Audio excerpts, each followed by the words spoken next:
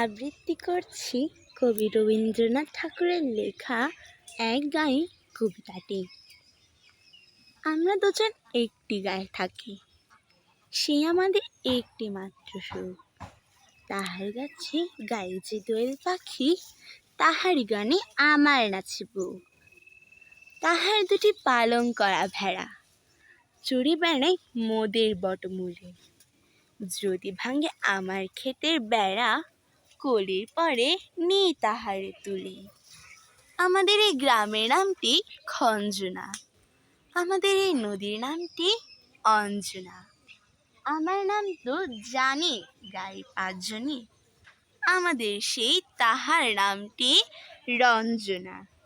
দুইটি পাড়াই বড় কাছাকাছি, মাঝে শুধু একটি মাটির ফাঁক। তাদের বনে অনেক মধুমাছি, মোদের বনে বাঁধে মধুর চাক। তাদের ঘাটে পূজার জবামালা ভেসে আসে মোদের পাড়ার ঘাটে। তাদের পাড়ার কুসুম ফুলের ডালা বেচতে আসে মোদের পাড়া হাটে। আমাদের এই গ্রামের নামটি খঞ্জনা, আমাদের এই নদীর নামটি অঞ্জনা। আমার নাম তো জানি গায়ের পাঁচজনে, আমাদের সেই তাহার নামটি রঞ্জনা।